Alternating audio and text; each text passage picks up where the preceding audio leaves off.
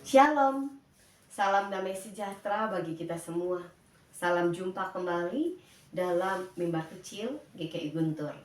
Bagaimana kabar saudara pada hari ini?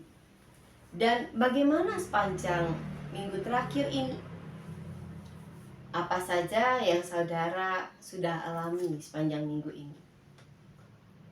Saudaraku, api lilin atau juga api kompor sangat bermanfaat untuk banyak hal. Tapi bayangkan jika api itu kemudian dihembuskan ke arah benda yang mudah terbakar. Ia akan segera membesar dan dengan cepat membakar benda lain yang ada di sekitarnya. Sebaliknya, jika api itu disiram oleh air, ditutup dengan benda-benda tertentu atau ditiup, api itu akan padam tanpa sisa. Bagaimana jika kita ibaratkan api itu dengan semangat? Belakangan ini, bangsa kita memperlihatkan adanya api semangat di tengah masyarakat. Ada bara persoalan yang terus-menerus dikipas dan diprovokasi. Kemudian menjadi api yang membakar. Dan api itu bisa saja membakar persatuan kita. Namun, bila kita menanggapinya dengan doa, dengan kasih, dengan ketenangan, kita akan menjaga agar api tetap ada, semangatnya tetap ada, tapi tidak membakar apa yang ada di sekitarnya.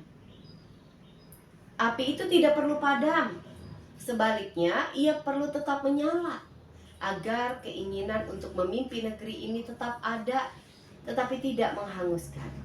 Agar keinginan semangat menyampaikan apa yang baik tetap ada, tetapi tidak menghancurkan. Doa menjadi seperti udara tenang dan sejuk yang mendukung api itu untuk tetap menyala tanpa harus menyambar ke sana dan kemari. Rasul Paulus dalam 1 Timotius 2 ayat yang pertama dan yang kedua menasihati jemaat untuk berdoa bagi seluruh negeri, tetapi juga bagi para pemimpin dan raja di tengah masyarakat, supaya mereka dapat hidup tenang dan tentram. Mengapa? Apakah doa kemudian bisa mengubah keadaan? Ia mengatakan, karena itu pertama-tama aku menasihatkan, naikkanlah permohonan, doa syafaat, ucapan syukur untuk semua orang, untuk raja-raja dan semua pembesar, agar kita dapat hidup tenang dan tentram dalam segala kesalehan dan kehormatan. Doa tidak mengubah keadaan secara drastis, tetapi doa bisa mengubah hati manusia, juga hati setiap orang, termasuk para pemimpin. Mengubah dari kebencian menjadi belas kasih, dari kemarahan menjadi kesabaran, dari putus asa menjadi pengharapan.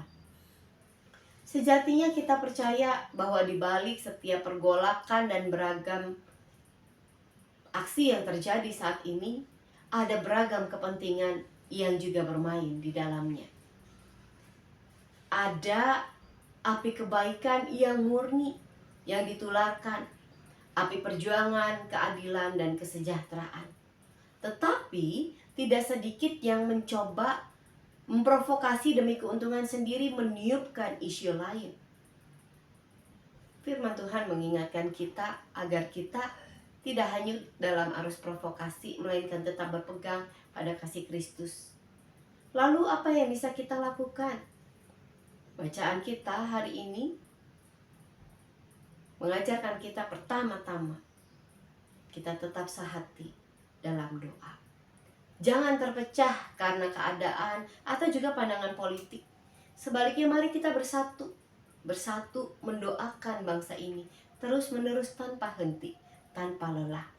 Kedua, mari kita doakan pemerintah agar mereka diberikan hikmat dan keberanian serta hati yang tulus untuk menangani persoalan bangsa ini dengan bijaksana. Ketiga, jagalah hati dan perkataan kita. Jangan mudah terpancing provokasi, apalagi menjadi provokator, baik di jalanan maupun di media sosial. Jadilah pembawa damai di lingkungan kita masing-masing. Dengan doa dan kesatuan hati kita percaya Indonesia akan tetap dipelihara oleh Tuhan, dan kita bisa hidup tenang dan tentram dalam segala kesalehan dan kehormatan. Mari kita berdoa. Ya Bapa yang Maha Kasih yang kami kenal dalam Tuhan Yesus, kami bersyukur Engkau boleh menganugerahkan kami bangsa ini. Bangsa kami tidak dalam kondisi baik-baik saja saat ini. Ada api yang kemudian dihembuskan dengan beragam provokasi. Api semangat yang kemudian tidak hanya membakar semangat, tetapi berpotensi membakar kesatuan. Kami berdoa untuk bangsa kami, untuk negeri ini, untuk setiap hati yang tergerak memperjuangkan kesatuan.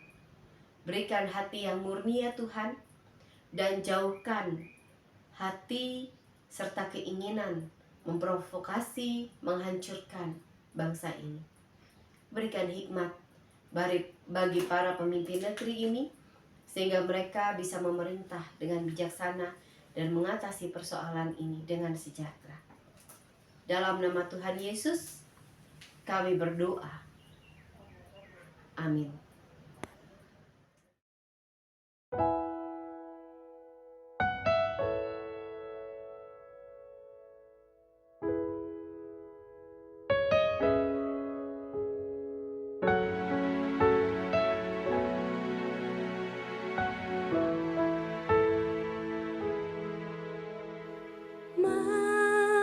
Mampirlah dengar doaku, Yesus penebus.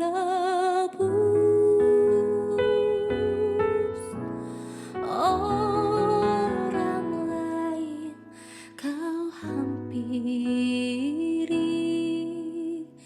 jangan jalan terus.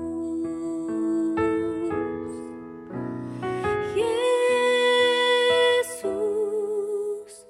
Tuhan, dengar doaku. Orang lain kau hampiri, jangan jalan terus.